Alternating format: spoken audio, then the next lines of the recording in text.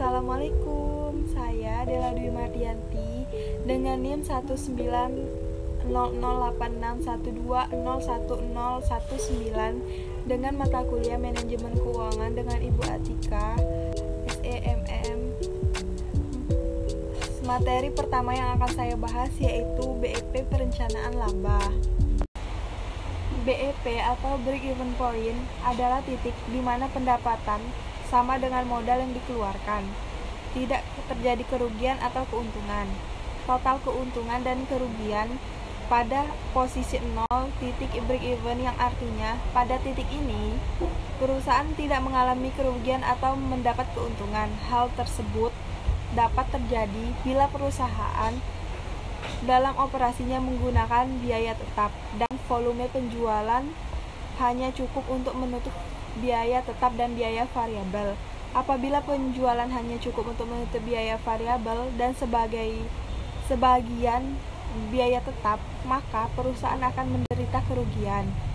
Sebaliknya, akan memperoleh keuntungan bila penjualan melebihi biaya variabel dan biaya tetap yang harus dikeluarkan. BEP sangat penting bagi suatu perusahaan. Selain itu, break-even point juga sering digunakan oleh pelaku saham.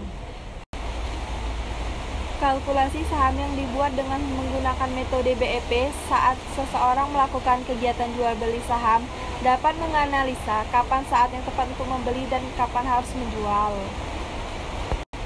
Adapun beberapa manfaat break-even analysis yaitu antara lain memberikan informasi banyaknya investasi yang dibutuhkan agar dapat mengimbangi pengeluaran awal, memberi margin sebagai langkah pembatas supaya tidak mengalami kerugian, dan digunakan secara luas baik dalam analisa jual beli saham dan menganalisa budget dari berbagai macam proyek yang dilakukan oleh perusahaan. Adapun contoh dari break-even point, misalnya ada seseorang angkutan manajer perusahaan ABC yang bertanggung jawab dalam operasional produksi dan persediaan stok barang, ingin mengetahui jumlah sales yang diperlukan untuk menutup biaya operasional sebesar 50 juta dan ingin mendapat keuntungan sebesar 20 juta.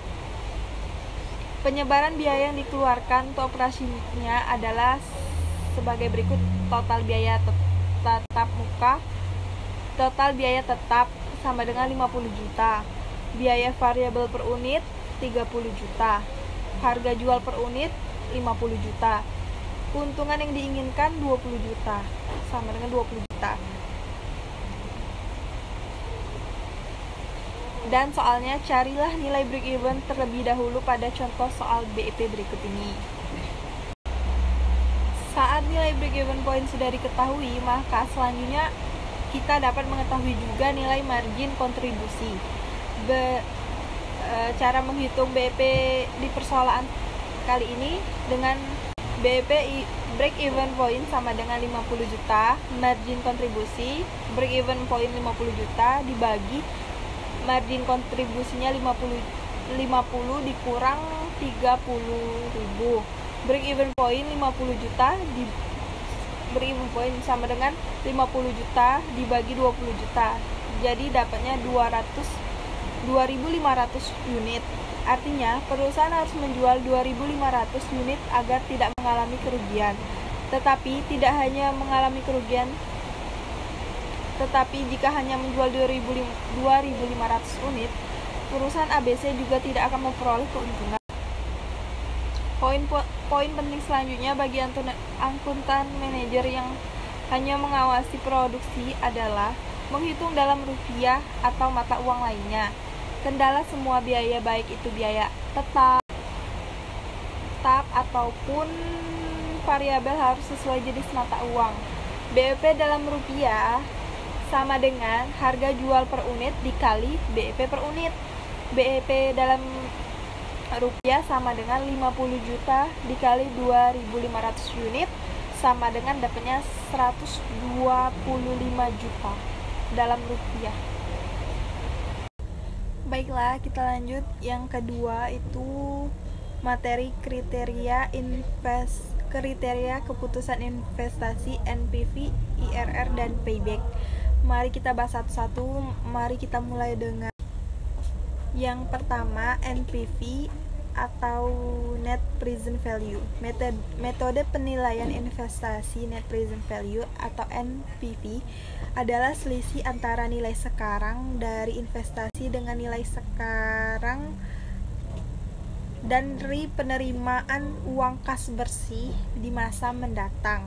Dalam perhitungan Net Present Value diperlukan data-data mengenai perkiraan biaya operasi dan pemeliharaan, biaya investasi, dan perkiraan keuntungan dari investasi yang sedang direncanakan. Keputusan dengan menggunakan analisa NPV ini ada dua kemungkinan, yaitu apabila selisih antara nilai sekarang dari arus kas lebih besar yang berarti nilai NPV positif, maka investasi tersebut layak untuk dijalankan. Apabila selisih antara nilai sekarang dari arus lebih kecil yang berarti nilai NPV negatif, maka investasi tersebut tidak layak untuk dijalankan. Kelebihan dari analisa metode Net Present Value itu antara lain nilai dari waktu uang turut diperhitungkan, nilai sisa proyek investasi turut diperhitungkan, dan kekurangan analisa metode ini yaitu manajer keuangan harus bisa menghitung tingkat biaya modal selama investasi. Baiklah, contoh kasus dari Net Present Value itu seperti contohnya manajemen perusahaan ADC ingin membeli mesin produksi untuk meningkatkan jumlah produksi produknya. Harga mesin produksi yang baru Nah, untuk jawaban dari soal berikut ini akan saya tulis aja di sini biar untuk lebih jelasnya. Baiklah, metode selanjutnya yaitu Internal Rate of Return atau IRR. Adalah metode perhitungan investasi dengan menghitung tingkat bunga yang menyamakan nilai sekarang investasi dengan nilai sekarang dari penerimaan kas bersih di masa yang datang. IRR ialah menentukan tingkat bunga yang akan menjadikan jumlah nilai sekarang dari arus kas bersih yang diharapkan akan diterima PV of the future profits sama dengan jumlah nilai sekarang dari pengeluaran modal. Pada dasarnya IRR harus dicari dengan trial dan error, yaitu dengan cara coba-coba. Pertama, jika menghitung present value dari profit suatu investasi dengan menggunakan tingkat bunga yang dipilih, kemudian hasil perhitungan itu dibandingkan dengan jumlah present value dari outletnya. Untuk contoh perhitungan dari IRR itu seperti hitunglah IRR dari sebuah investasi yang dapat memberikan arus kas bersih 5 juta secara terus-menerus. Yang ketiga yaitu metode payback, suatu periode yang diperlukan untuk dapat menutup kembali pengeluaran investasi dengan menggunakan proceeds atau aliran kas neto, net cash flow. Periode modal kembali atau lamanya waktu yang diperlukan untuk mengembalikan investasi awal atau modal yang dikeluarkan. Metode ini sering disebut juga dengan metode pemulihan investasi yang merupakan metode analisa kelayakan investasi.